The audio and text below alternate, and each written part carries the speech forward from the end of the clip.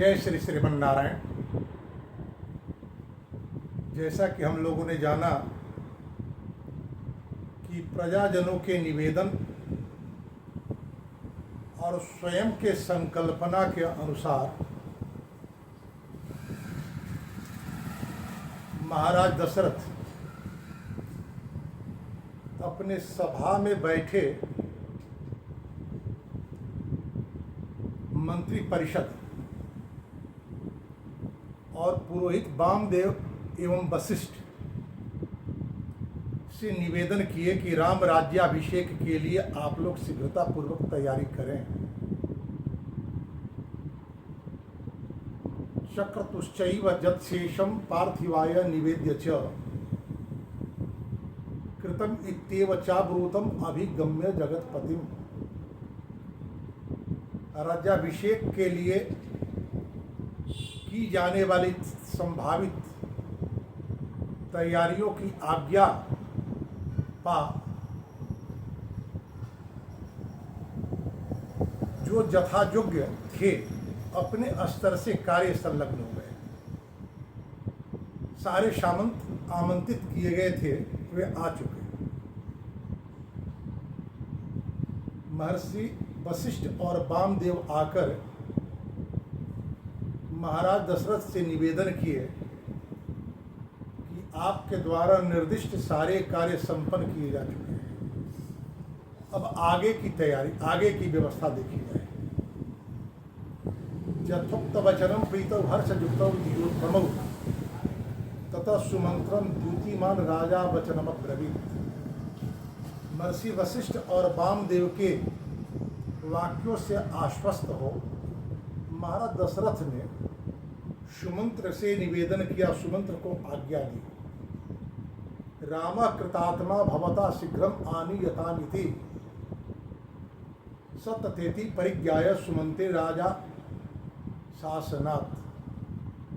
आप शीघ्रतापूर्वक राम को बुलाएं। सुमंत ने राजा के आज्ञा का पालन किया। सप्रांजलि अभिप्रेत्य प्रणता पिदुरंतिके नाम स्वम श्रावयन रामो ववंदे चरणौ पितु। सुमंत्र जी गए,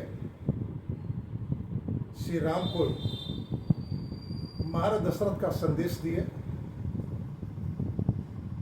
बिना विलंब किए श्री राम सुमंत्र के साथ राजमहल आए।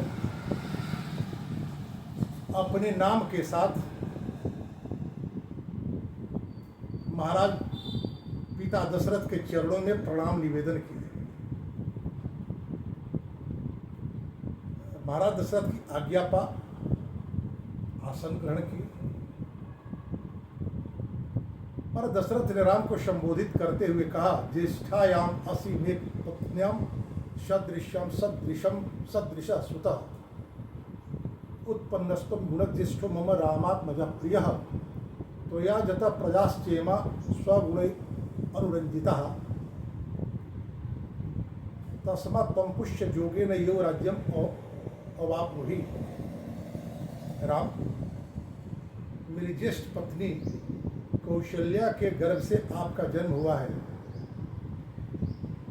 और आप अपनी माता के सदृश गुणों को धारण करने के कारण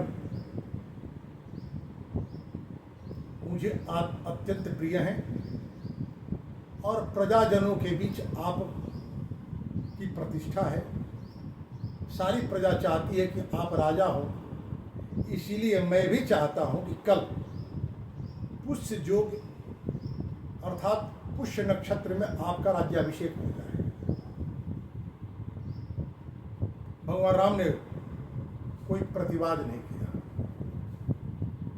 क्योंकि यह राजा क्या है। और भगवान श्री राम अपने पिता महाराज दशरथ के चरणों में प्रणाम निवेदित कर लौट गए। महाराज दशरथ सारे सभासदों को यथोचित दान सत्कार किया। इधर राम को भी आज्ञा दी कि आपको अपनी पत्नी सीता के साथ जितेंद्रिय रहते हुए किस प्रकार राज्याभिषेक में संभावित विघ्न के शमन के लिए अनुष्ठान करना है। किसी सभासदों से महाराज दशरथ ने अनुष्ठान की बात नहीं की, लेकिन वह जितने सभासद थे सबके सब अपने मन में संकल्प लिए कि जो हम लोगों को अपने अभिष्ट की प्राप्ति होने वाली है, राम राजा होने वाले हैं, इसलिए हम लोग भी अपने स्तर से राम राज्याभिषेक के निर्विघ्नता के लिए भगवत आराधन करेंगे। सभा विसर्जित हुई। महाराज दशरथ अपने विश्राम कर चुके। अथ अंतर्गृहम आविश्य राजा दशरथस्तदा। जाने के बाद विश्राम उन्होंने क्या सुतम आमंत्रयामास रामम पुनर्विहानय। सुमंत्र को बुलाए और सुमंत्र से महाराज दशरथ ने कहा कि राम को फिर लाओ। जब भरी सभा में राम को आज्ञा दे ही चुके हैं, फिर बुलाने का अर्थ। राम के आंखों में एक मौन प्रश्न को महाराज दशरथ ने देखा था। वो विचलित थे। राम के मन में यह प्रश्न था कि राजपद पर अभिषिक्त करने का यह आयोजन इतनी उतावली में क्यों ली जा रही है, जबकि भरत और शत्रुघ्न यहाँ से दूर है। इतने बड़े आयोजन में हमारे प्रिय भरत और शत्रुघ्न का न होना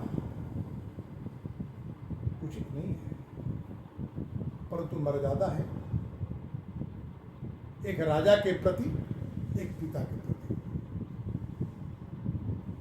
प्रश्न मन में लेकर के राम गए थे। यह बात महाराज दशरथ को कचोट रही थी।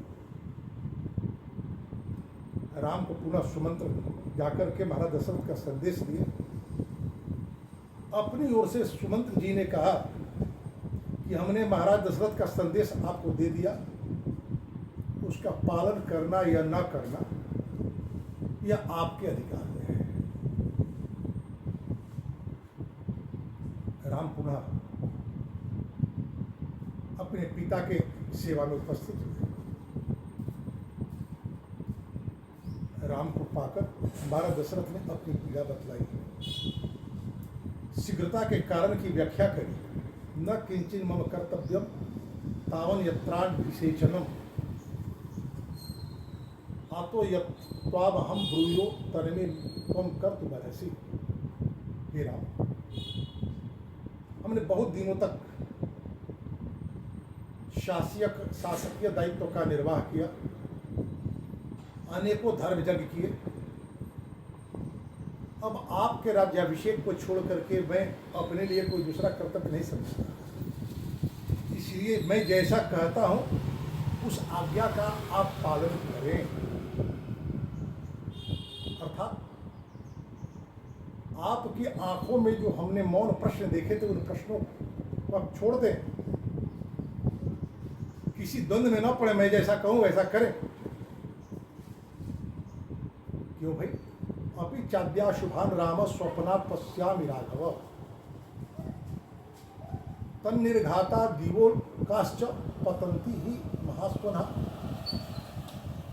हे राघव, मैं प्रायः दुस्वप्न देखा करता हूं। जैसा कि हम लोगों ने पूर्व में जाना कि दिव्य भौमिक और अंतरिक्ष उत्पाद की संभावनाएं मंत्री परिषद के द्वारा व्यक्त की गई थी, उसको और स्पष्ट करते हुए, उन संभावनाओं की जो बात की थी मंत्री परिषद ने, उसको और स्पष्ट करते हुए महाराज श्री दशरथ ने कहा, सन्निर्घाता दिवोल्काश्च, दिन में ही उल्कापात हो रहे हैं। ज्योतिषियों का कथन है कि हमारे जन्म नक्षत्र राहु, मंगल और शनि के द्वारा आक्रांत है। ऐसी स्थिति में राष्ट्र पर विपत्ति और राजा की मृत्यु की भी संभावना होती है। तद यावदेव ही में चेतो न विमुह्यति राघव तावत एवाभिषिंचस्व चला ही प्राणिनाम मति। जब तक मेरी बुद्धि व्यामोहित नहीं हो जाती तब तक ही आप अपना अभिषेक करा लें, क्योंकि जीवों की मति जो है बड़ी ही चंचल होती है। कब मैं अपने निर्णय से पलट जाऊं यह कहना मुश्किल है। इसीलिए आप शीघ्रतापूर्वक कल पुष्य नक्षत्र में अपना अभिषेक करा लो। आगे और स्पष्ट करते हुए कहते हैं विभ्रेषितश्च भरतो यावत् एव पुरादिता। जब तक भरत अयोध्या से दूर अपने ननिहाल हैं तावत एवाभिषेकस्ते प्राप्त कालो मतो ममा। मेरी मान्यता है, मैं जहाँ तक समझता हूँ कि जब तक भरत ननिहाल से लौटकर अयोध्या न आ जाए तब तक ही आप अपना अभिषेक करा लें। राम के मन में यह मौन प्रश्न है कि भरत की अनुपस्थिति में मेरे राज्याभिषेक की उतावली क्यों। बहुत स्पष्ट करते हैं भरत को लेकर के महाराज दशरथ कि जब तक भरत अयोध्या से दूर अपने ननिहाल में है तब तक ही आप अपना अभिषेक करा लो। वही तो कारण है।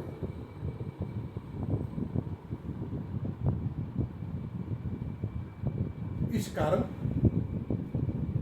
की चर्चा हम लोग आगे करेंगे कि महाराज दशरथ की इच्छा क्यों ऐसी है कि भरत के ननिहाल रहते रहते ही आप अपना अभिषेक करा लें।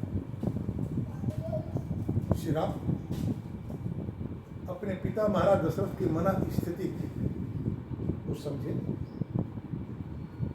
और अपने मन के प्रश्नों को मन में ही दबा दिए और गए। देवी कौशल्या को जब यह बात ज्ञात हुई कि मेरा राम राजा होने वाला है, उन्हें प्रसन्नता का पारावार नहीं रहा। वो तैयारी करने लगी, सारी अयोध्या सजाई जा रही है कि कैकेयी की मंथरा इस अप्रत्याशित एकाएक अयोध्या की सज्जा को देखकर, विशेष रूप से कौशल्या के भवन की सज्जा को देखकर विस्मित होती है। कौशल्या के भाई से पूछती है, कौशल्या के सेविका से पूछती है इस अप्रत्याशित एकाएक इस सज्जा का कारण क्या है। कौशल्या की दासी बतलाती है कि कल राम का राज्याभिषेक होने वाला है। बात यहीं से पलट जाता है। इसकी चर्चा हम लोग कल करेंगे। धन्यवाद।